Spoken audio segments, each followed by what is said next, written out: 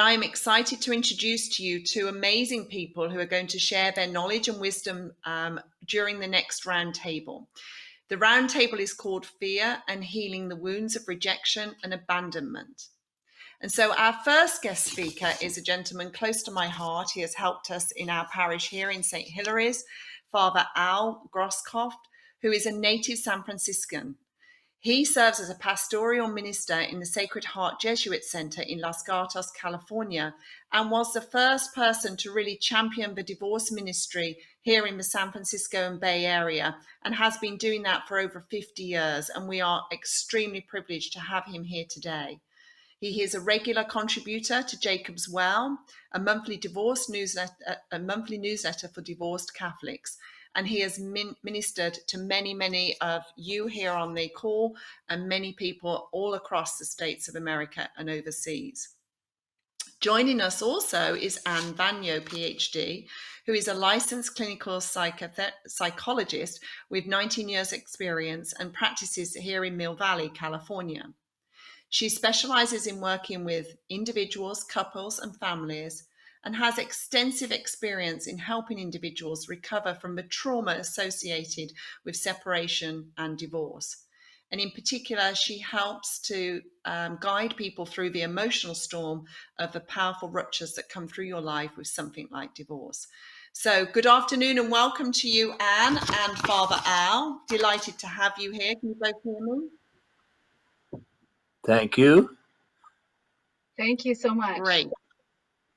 You're welcome. So I'm going to start today's roundtable with a question on why is the trauma of divorce so unique? And I'm going to ask you, Father Al, to lead that. Why is the trauma of divorce so unique in your experience? Well, I would say it's such a horrendous experience is because when two people get married, they have very high hopes and they make plans, hopefully together, and they have great promise and they live with great joy. And then when they have a discovery that that other person is not who they claimed to be, they are disappointed, but yet they, in a sense, sometimes feel trapped in that relationship. And eventually, when a divorce takes place, that's a pretty shattering experience, usually, because it affects their dream and their hope that they had hoped for a good marriage, and they are severely disappointed. And so they do necessarily a process of grieving and weeping tears, if not literally, at least figuratively. And so there's this grieving process that divorce ministry attempts to ameliorate and to be a healing process for them, to help them grieve appropriately and in a very effective way, and to experience the healing that God comes to give them. Well, often there's a fear that they experience. And people who've suffered losses in their lives often suffer this fear of abandonment, that they live sort of in fear that they will be left by someone or something. And that fear of abandonment is very common, I think, in our world today, where so many people have suffered losses of various kinds, and the divorce experience is certainly a great loss and sometimes prompts a very ongoing fear of abandonment. So fear is connected, and it's interesting that in the Gospels, Jesus talked more about fear than anything else. Some scripture scholars say 365 times did Jesus talk about fear. And he's coming out of his own personal experience. If you recall, in the Garden of Olives, during his fear of going through his passion and death, he asked to be delivered from that fear by his heavenly Father, and he wasn't. And so Jesus speaks from the heart and speaks to the people who have undergone a loss in their lives. Thank you. That's very, very insightful. And Anne, I'd like to ask you to comment on that, why the trauma of divorce is unique from your perspective. Thank you, Karen. I would like to add to what Father Al so eloquently spoke about, because I think he put it very, very well. We come at this, I'm a psychologist and he is counseling people in the church, but there are so many parallels between what Father Al and I hear and how we attend to people in pain. So I'm also very grateful to be speaking in this context with him.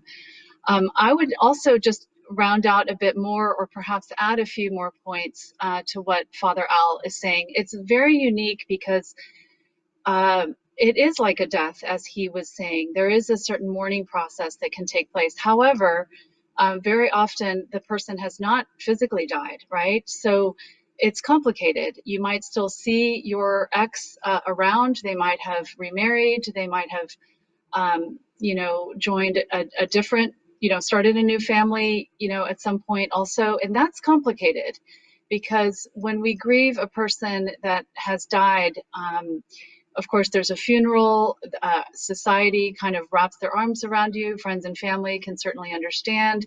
Maybe other people have lost a parent or a sibling. But sometimes with divorce, that, of course, doesn't happen so explicitly or concretely. And that causes some complications, in addition to what Father Al was stating in terms of the internal loss. What can happen, I think, is that there can be losses in the person's environment. For example, if two people have been joined in a marriage, they might share close friends. Sometimes there's a complete kind of collapse of the friendship group, because after a divorce, maybe you don't share the same friends. Maybe that gets very complicated. So there's also there can be anyways a very personal sense of failure, because as Father Al was saying, people go into a marriage with confidence usually and hope, and regardless of what happens in the circumstances, there is a fallout when that doesn't take place. Personal failure, shame, feelings like that don't come with other kinds of losses. So I think that's an important thing to note. Of course, I also want to say, as I'm talking from the psychological point of view, that divorce doesn't always equate someone feeling victimized. It might, certainly when there's an abandonment or a betrayal, as Father Al pointed to, which is very often, of course, the case. But there might be people in the audience today that have felt that they initiated something that they might regret. So there's complicated feelings like guilt or feelings of regret, which are very complicated to carry around, because when you make a mistake, if you can't take it back, then you have to figure out how to deal with that or learn to live with it. So, and I would also like to add, when we're talking about this particular topic, that there are women and men that are in unsafe marital situations, and divorce in this case can be a healthy response to getting out of a bad situation. And we of course need to acknowledge that. Of course, the trouble with a talk that's brief like this is that we can't fully capture everyone's experience, but it's quite, I think it's complicated in that sense. Also, divorce can carry big financial implications when there usually is a merger of finances between people and that gets dissolved. Perhaps one spouse has to go back to work if they haven't been working. There's the fallout of the children perhaps being separated, or having to deal with a joint parenting schedule when there are children involved. It can involve the loss of a home, so your physical surroundings may change. You might find yourself living in an apartment all of a sudden, and all of those things that impact our environment certainly have a tremendous impact on our psyches and the way that we're handling our lives. There are cases that I've had where the courts get involved, and that adds another layer of stress. So that particular trauma of divorce, as I'm hoping I'm kind of layering and pointing out, has many different components to it. It's not as simple as the loss of another human being that we may grieve for natural causes even, or sometimes for accidental causes. It's more complicated than that. And because of that, I think the whole context has to really be taken up. So that's what I wanted to add to Father Al's statement. Yes, and I think one further thing around the trauma of divorce is around the children involved in divorce, which means that this trauma can be ongoing for, up to 18 years. And so, do either of you want to comment on that? Okay, I think Dr. Vano speaks out of her great wisdom, and that's a great gift that she has. She speaks of human experience. She speaks of the variety of experiences that a divorced person has, and she speaks of children. And I think children often are the victims of divorce. In a sense, and that there are legal questions, there are questions of shame. I'm familiar with shame. I spent time in the Philippines working in a hospital, and the Asians are in more of a shame culture than a guilt culture, and I think divorce can be a real shameful thing for a lot of people. We're the first ones in our family who've gotten divorced, and we're shaming the family. And so there are a variety of factors, I think, that divorced people face. And sometimes there is hostility, and I have encountered various kinds of hostility from a former spouse who threatens. There's one in my annulment work who threatened to commit suicide if she got an annulment. Well, he didn't commit suicide, and the annulment came through. Or who threatened to murder her, well, which did not happen. But sometimes a former spouse can be a real narcissist and doesn't have the ability to share in a meaningful, self-giving way with another person. So these are all factors that enter into divorces, I think, some more severe than others, but loss is a great factor, and fear is a great factor. And in Scripture, Jesus says that perfect love casts out fear. Well, I think perfect love from another human being is often very, very difficult. And when one's view of God, I think, as one who is passionately in love with us, which is one of my designations, that if we are acceptors of God's passionate love for us, we grow in a recognition of our own value and our own worth and our own joy. Those are some of my views. That makes sense. Thank you, Barbara. Anne, were you going to comment on the trauma of divorce when you have children and how long that can go on for and what impact that has on people? I can, Karen. Thank you. I think Father Al, brought us back to the comment about children.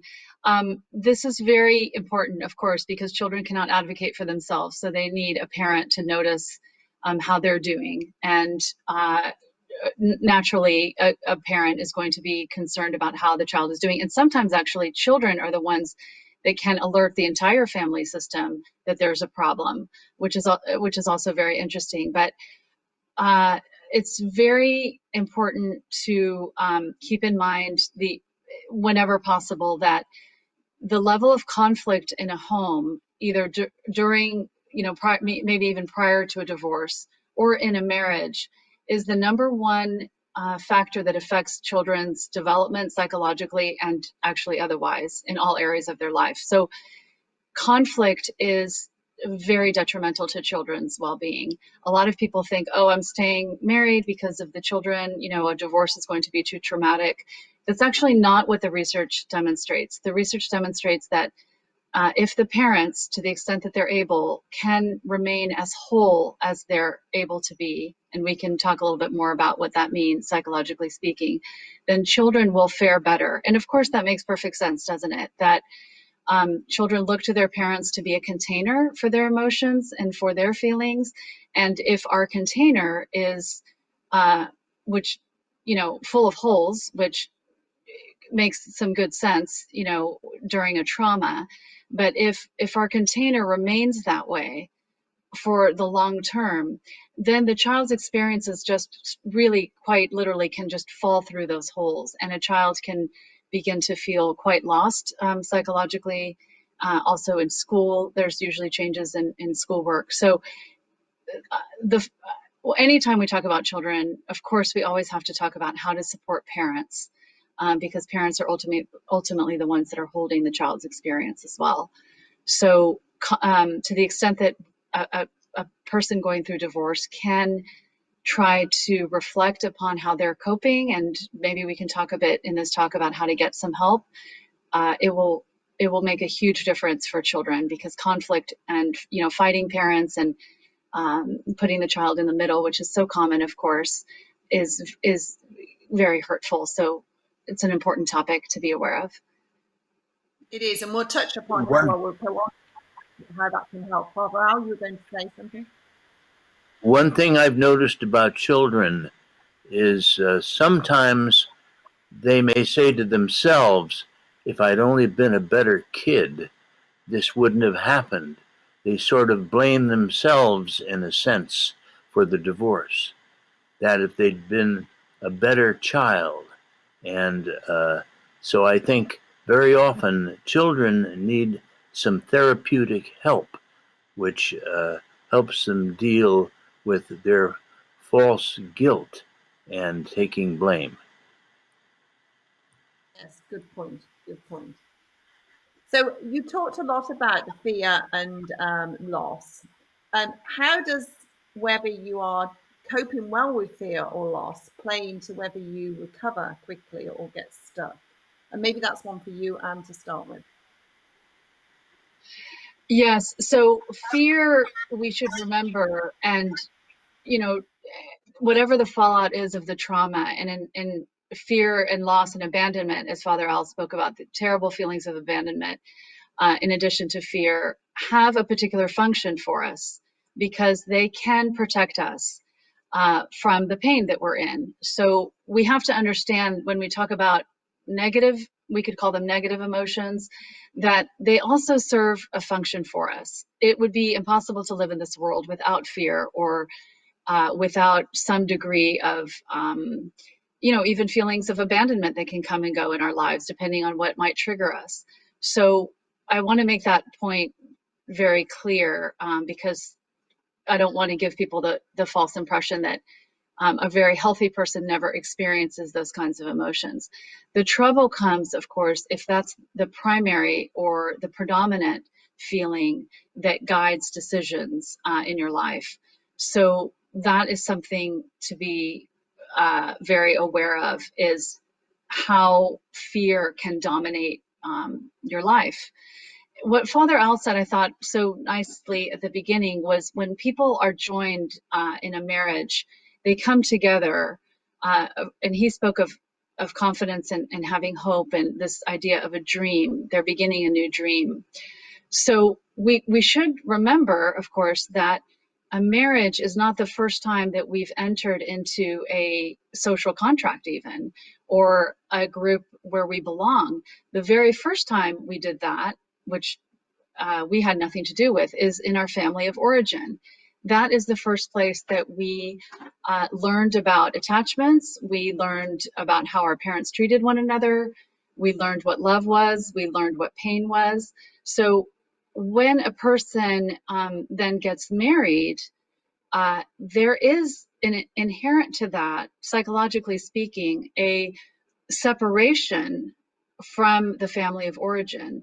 So that's also very important to keep in mind. The person getting married, both parties really, are saying, of course, they still may have their family members. It's not like there's a cutoff, but psychologically, they're separating themselves out to begin to form their family. That's not that can have a little bit of fear and loss associated with it, by the way, because that's complicated to say, I'm going out on my own and I'm now going to risk being sort of another person's love partner, based on where I come from and what I know about love. So that's a vulnerable place to be. But as Father Al stated, when it doesn't work out, what happens is, well, I'll back up one step, but in a marriage, especially if you've been together a long time, the psyches of the two people merge. You hear people saying, well, we can finish each other's sentences, for example, or you automatically know how you're going to cook dinner for the other person. And there's a very kind of subtle, even, but powerful way in which minds come together when they are joined. This, of course, happens between mothers and children or fathers and their children, that it's the intimacy, right? So, as Father Al stated earlier, when that dissolves or there's some kind of rupture, what happens to a person's psychology is that they can become, of course, very disorganized in their thinking. They can become very, they might feel not confident whatsoever in the way that their mind works. This is another way that fear comes into play. A person might say, I can't even rely on my own mind anymore. I don't even know what I really think about this or that. Can I trust my instincts? They might start to review what happened. Should I have made that decision? And their mind can become anyways, quite fragile in their thinking. And so what comes around during that is fear, because what fear can do is it has a function and it keeps us preoccupied and somewhat safe, which is ironic because you would think, well, why would anybody want to be afraid? But when we're afraid, we usually are immobilized and preoccupied with ourselves. And that means that we know at least what we feel in this moment. There is no venturing out to see if anything else is possible. There usually is kind of maybe a more encapsulated way to remain safe. Of course, you're somewhat afraid of new experiences, but there can be some safety in that too. And this is why I think it's very important to be aware of one's critical voice, in terms of what Father Al mentioned, shame, which maybe he'll want to say a bit more about. But shame is a real killer, because what happens when we're ashamed is that it's a part of ourselves that says, well, don't try that again. You better not do that anymore. It's worse than guilt. There's a difference there. So fear can be a natural consequence of trauma, but we have to think about whether a part of ourselves is in a psychological retreat or a psychic retreat of protection, because then we're guaranteed not to trust again, and not to kind of venture out into the world again. And while that's natural in the beginning stages, because it's protective, remember that we have defenses for a good reason. What we don't want is to stay in that place indefinitely or for, a very extended amount of time, because, the idea would be, can anything else be possible? So I'll leave it there. I'm sure I've explained that part of it, but maybe Father Al wants to chime in. I'm thinking about the necessity of trust in a marriage, and I've prepared a lot of couples for marriage, and one of the things I say, unless there's trust, love can't grow, and I'm using a comic strip thing now, a little humorous thing. And here's the husband at table with the newspaper in front of him, and his wife wanting to talk, and he's not listening. And so I think listening is really important to one another. And as I tell people, listening with the heart, not just the head. And it's interesting, Pope Francis, in one of his recent books, talked about the ministry of the ear, and I think a lot of people, and you go back to the family of origin, even back then, little kids sometimes are not heard, and so one of our great gifts we can give to another person is to listen with the heart, which means then putting ourselves into the shoes of another and becoming more compassionate and understanding. Those are some of my views about that. That's great. So we'll move now to talking about how the skills that both of you have brought to your particular callings can help people recover faster. So I'll stay with you for a moment, Father Al, and maybe you could share with us how the support work that the divorce ministry has done in the church can help people to heal and move through that journey of healing and forgiveness faster. Well, I've worked in divorce ministry for about 50 years. I received the annual award from National Catholic Divorce Ministry, and I went back to St. Louis to get that.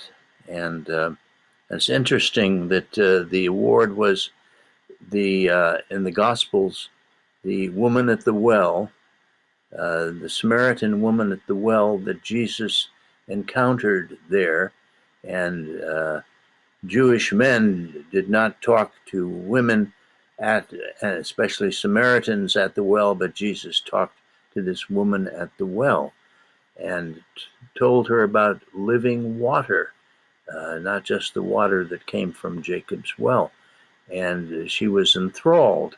And then, so Jesus said, go and tell your husband. And she said, oh, I have no husband. And Jesus said, no, you've had 5 husbands. And so some people consider her the patron saint of divorced people. So she went off as a minister to her Samaritan people to talk about living water. Anyway, that's a little somewhat humorous observation, I think, but truthful. And where was I going? I'm lost right now a little bit. Your support groups, which I personally had the benefit of your wisdom from, I was asking how that was to recover. Yeah, some people say to me, "Oh, Father Al, you work with divorced people?" I say, "Yes, that's my ministry." I thought the church was against divorce, and I say, "Yes, the church is against divorce, and divorced people are against divorce, but we're not against divorced people." So maybe they understand. It's the people that we care about, and they're my special friends. And I've done a lot of annulment work, and I've done a lot of second marriages, and I do marriage preparation, and I do a lot of listening. And one couple whose wedding I did more than 25 years ago. I was ordained about more than 25 years ago. I did their wedding a few months after I was ordained, and we celebrated our 25th anniversaries, their marriage and my ordination. So, anyway, divorce ministry has been good to me because I have discovered many good people in their struggles, and which I can relate with and to. So I find great peace and a great reward in helping people who are struggling to bring order and love into their lives. So. Thank you. And what I was going to say, just as you started that segment, was that in itself, that sentence, when you came to the support group that we run here at St. Hilary's, you said that about the church is not against divorced people. And I saw everybody in the room just sort of lift up, because this feeling of shame that Anne mentioned is huge, particularly for divorced Catholics. So certainly by going to one of those support groups, you are surrounded by people who understand and empathize and can offer help and support on their journey. So that's definitely, I think, from your calling, Father, how the divorce ministry has helped individuals to get to recovery much faster. And now, Anne, I'd like to ask you about how psychotherapy can help individuals also accelerate that journey. Absolutely. Very similar to what Father Al said, because I do think that him and I are both listening in a particular way. I think psychotherapy is known as a talking cure, but I'm not sure about that. I think you really need someone to listen, and you need them to listen in a particular way. So in terms of psychotherapy, I would love for everyone to take away the message today that there's really no right or wrong reason to call a therapist. Uh, there doesn't have to be one thing that can justify the call. What I end up seeing is that people, particularly now, we are talking today about divorced people, or people in the middle of a separation of some kind, or perhaps in the early stages of even figuring things out. They often find that their regular sources of support are not necessarily enough. And friends and family, while very helpful in their intentions, sometimes can feel to the person going through a particular trauma as not perhaps enough support. And by that I mean that sometimes our friends give us, they tend to take our side all the time, or perhaps they, might even blame the other person in the divorce. And while that can feel good initially and can be gratifying, to hear that kind of allegiance with a friend or with a family member, it usually doesn't penetrate into the deeper layers of what needs to really be processed for the trauma to really move. Because you have to think of trauma as a place where you get stuck. If you don't feel traumatized, you're more able to move in the world, but trauma keeps us kind of stuck. And so the idea of psychotherapy is that it can provide a place to see if anything else is possible. And of course, because it's a trained psychologist or a trained person, they have some, hopefully some expertise, and of course some experience to help a person. Sometimes also people feel, as we've mentioned before, they might feel too ashamed to really open up their own feelings of perhaps guilt or resentment, or some of the feelings that Father Al mentioned in terms of even hostility. They might feel that they might scare their friends or family. They might want to keep those parts of themselves a little bit more private. So a lot of times in the psychotherapy, in the consulting room, I might hear secret thoughts, or thoughts that feel a little bit safer to tell to an objective person.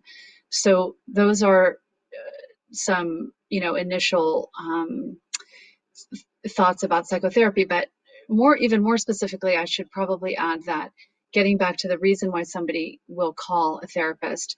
So as psychologists, we hear the whole gamut. I can probably speak generally for the field, that There, you might be experiencing mild symptoms of anxiety or depression. Perhaps you're having trouble sleeping, or you're having trouble, maybe you're overeating or undereating. You have some symptoms of depression there or anxiety, and they might be mild enough that they concern you. So that's a reason to call a therapist. Uh, all symptoms range in severity. So we also might see a person, as Father Al mentioned, that might be suicidal or has fantasies of harming the other person. That would be more homicidal thoughts. So the range is there. And, of course, the complexities of how a person is metabolizing the trauma and the different layers that they might bring to the equation all play a role in how that trauma is going to show itself in our daily lives. So the other reason or important reason to maybe reach out for professional help is something we've already mentioned, which is when children are involved. It's not uncommon for children to also enter psychotherapy during a parent's divorce, and parents can feel very supported by that, of course. And getting back to what I was saying before, when the parents have support, then the child can recover from their loss much more easily. So there's good reasons to call, and psychotherapy is just an additional form of support. It doesn't have to take the place of something else. Ideally, it's just another person to talk to and another way to hear what someone might say back to them. One of the things, I'll mention one other thing, and then I want to speak to something in particular if I'm not going on too long here. But when we were talking about children, I wanted to bring up something so important, which is that psychotherapy, and not just psychotherapy, of course, the work that Father Al is doing and the other forms of treatment, can help break up generational trauma so that the same old cycles can be interrupted instead of repeated. A lot of times I will hear people say, I can't believe I am now divorced just like my parents. I swore I would never do this to my children. And that's an additional feeling to carry around on top of the injury and the kind of catastrophic feelings that the person might already be going through. So psychotherapy can be a very hopeful place where a person can say, okay, but I am putting my child in therapy, or I am talking to you about it, even if there's no children, by the way, because I'm sure there's many people in this audience that don't have children. But it can just help a person feel like the same old thing doesn't have to get repeated. Certainly in the next relationship, in the event that there are no children, a person, of course, doesn't want to repeat the same old patterns. I have this way of thinking about how I have noticed my patients changing over the years. And it's an idea of redescription. And what that means, or perhaps it's a fancy word, I don't think it's too fancy, but it is the concept of something being reworked, or the trauma gets kind of unearthed, so it comes to the surface. And in psychotherapy, a person can begin to explore their relationship to the trauma. What do they think happened? How do they feel about their quote unquote symptoms or about the difficulties they're having? So a lot of times people that stay stuck, like we were talking about in the past, don't envision that anything can really change or be altered. They can't, of course, especially in the early phases, they cannot even imagine not feeling the feelings that they're having. And that makes so much sense. But over time, with a gradual, thoughtful, sensitive therapist and listener, also the work that Father Al does, they begin to see that the symptoms kind of lessen, and then what happens, right? What happens is that then that same old stuck story begins to loosen, right? The grip is not so tight. A therapist might say something and the person might say, I never thought about it that way. So that can be the beginnings of loosening that grip and breaking through, if there is a protective barrier to keep a person kind of closed off and safe. There can be a little bit of a crack there. And then what happens? The person begins to imagine that something different might be possible. We call this in psychology, well, there's many different terms for it, but it's kind of redescribing or a redescription of what is taking place. And I like to use a very concrete example, and I hope it's not too silly for everybody, but I think it makes really good sense.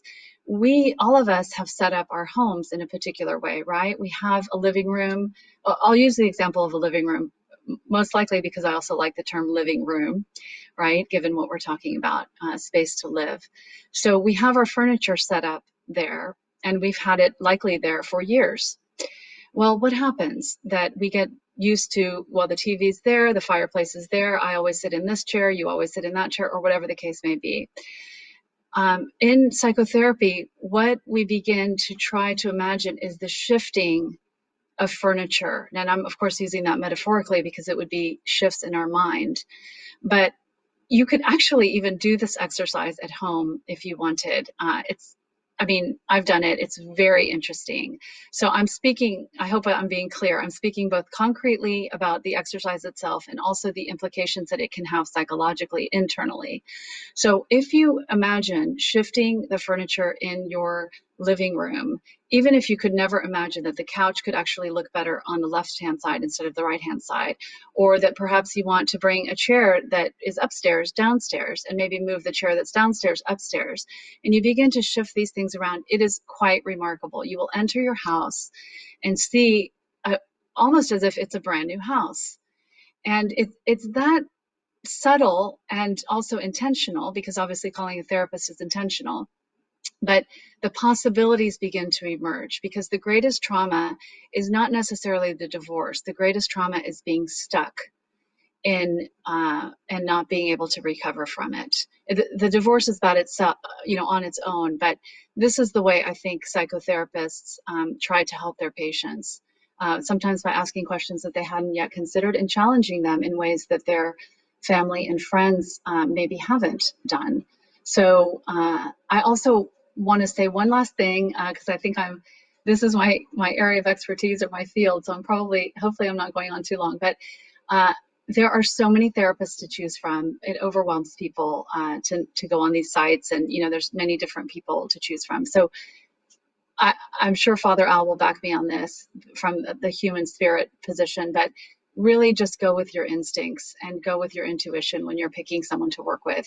It's less, degrees and all of that may be important, but really you're going to be talking to another human being, and you want to be sure that you can, to the extent that you're able in the early sessions, begin to establish a kind of a trusting rapport with that person. If you don't feel comfortable, and even if the person is highly recommended, go with your intuition to the extent that you're able to access those feelings. Because again, with trauma, you may be so traumatized that you're not sure even who to see. But to the extent that you can, try to listen to your heart and see if you can pick someone that you feel will be a thoughtful, sensitive, reliable person, because the match between therapist and patient is also very, very important. So I'll leave it there. Sorry if I went on too long, but Thank you, Very Anne. That true. was very No, you didn't go wrong. It was wonderful and very clear and very enlightening. Thank you, Doctor. well, I wanted to ask Um, you, Father Al, if you want to say more about the group psychotherapy, because you work in groups and I don't do that. So I don't know if you want to add to that piece, Karen. I didn't mean to jump in there, but I think the group psychotherapy is very particular also and very important. well, getting in touch with their history and family of origin and uh, uh, opening up new possibilities and so forth. I'd like to say something about the process of a declaration of nullity in the Catholic Church of marriages, the declaration of nullity of marriages, and commonly called annulments, but I think declaration of nullity is a little more understandable and accurate. So I'll talk a little bit about that, where someone comes to see me and says, Father Al, I'd like to look into getting my marriage annulled. I'm in a second marriage and I'd like to have that marriage in the church. or I don't want to get married again. I just want the healing that I've heard comes from that. So I say, fine, you know. So they must be divorced before they begin the process. And so I get 3 papers. And the papers are the baptismal certificate, the certificate of marriage, and the final decree of divorce. And then I sit down with them and I ask questions. Why do you think the marriage failed? And then I gather data about, you know, where they were born and all that kind of stuff. And then I submit that form to the tribunal. Each diocese has what's called a tribunal. It's kind of like a church court made up of canon lawyers. And that's where the annulment cases are handled. So they've got canon lawyers there who are very pastoral.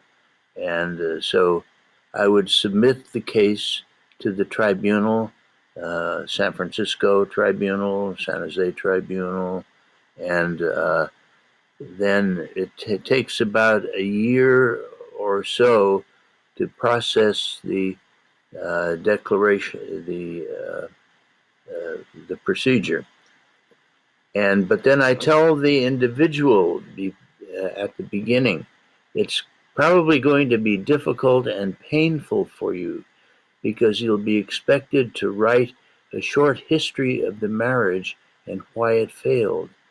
And you'll probably be digging up memories that you'd probably rather forget.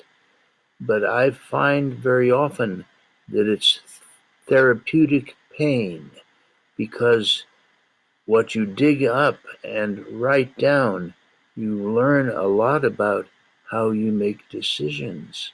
And you may find it a part of the healing process that happens with the declaration of nullity.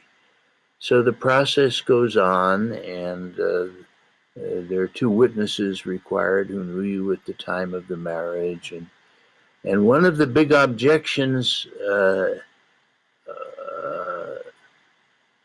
was the children.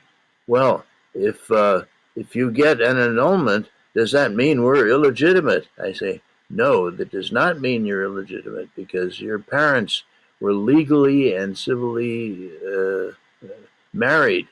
This is a church annulment, wondering whether that marriage was recognizable as a good Catholic marriage. So I find the process to be somewhat lengthy, but also I think usually healing, and I stay in touch with the petitioner as the process goes on. So that's what I'd like to say about annulments.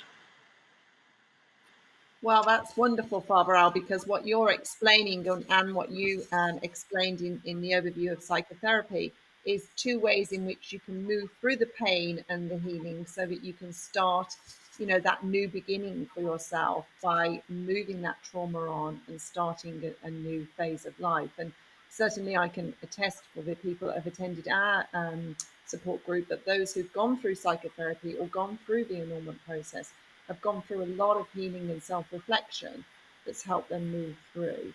So I think both of the explanations you gave there were very, very valuable.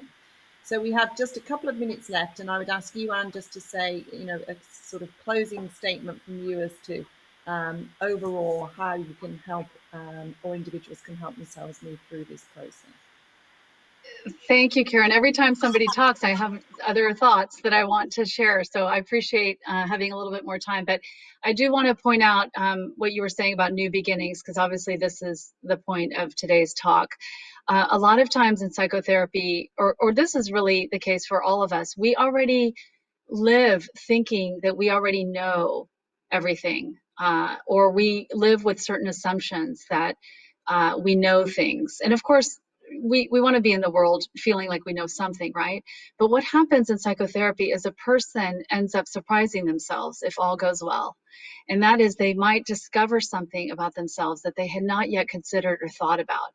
This is the beauty, actually, of free associating, which is to not be so judgmental about what I should say, or this is what I should think, or this is how the place I should be at. It's simply something more spontaneous that arises inside of us in the presence, usually, of a helpful, safe other person that's a good listener.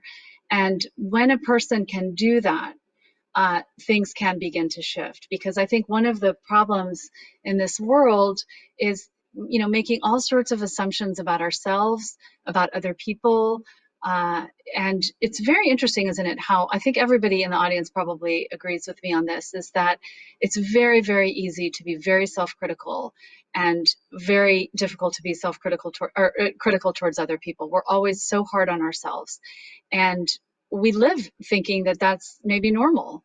And so in psychotherapy, that particular area can begin to move, because we didn't touch on self-criticism that much in today's talk, but I'm sure it's embedded in what I'm saying. And if I have just closing thoughts, I would say that if you're listening to this talk, you're already in a space of wanting something. I think when you could say this idea of, well, you're leaving something. Well, you're also, anytime we leave something behind, that also means we're hopefully moving towards something new. And so I think the people listening must be interested, and there's some part of them that has some desire to see about what might be possible. And naturally, that's exactly the beginning steps of change. Even just listening, even if you don't call a therapist for months, or if you don't go to a support group, the fact that you're here is important, because you're giving yourself some news about yourself. In other words, you are informing yourself that maybe something has gotten your attention enough to pursue something that has something to do with yourself in a positive way, hopefully. So I guess I'll leave it there. I think we do want to end on a hopeful note, because there is so much change that can happen, and you might go to therapy and even surprise yourself, because you don't really know what's possible. And none of us really do until we allow ourselves to not judge ourselves before we get a chance to really know ourselves. That's great. Thank you, Anne. Thank you for your time and some wise words. And Father Al, would you like to have some closing remarks? I'd like to just mention briefly how God loves us, that love of agape. There are 4 parts, very briefly. This love is spontaneous and unmotivated. We cannot find an explanation of God's love in the person God loves. Point 2, God's love is indifferent to value. God loves the sinner, not because of his or her sin, but in spite of it, and there's no distinction between the worthy and the unworthy. Number 3, it's creative. It shares in God's creativeness. God doesn't love that which is in itself worthy of love. That which has no worth acquires worth by becoming the object of God's love. Our self-worth is derived from this. And fourthly, agape is the initiator of fellowship with God. God takes the initiative, and all we can do is respond, and he calls us to be loving and forgiving and counting our blessings especially. And we ask this in his name. Amen. Amen. Thank you both. That was really insightful. We appreciate your time, and thank you for making time for us today. God bless. Thank you for inviting me to be a part of it. It's been wonderful working with Dr. Vano, and I think she's doing wonderful work.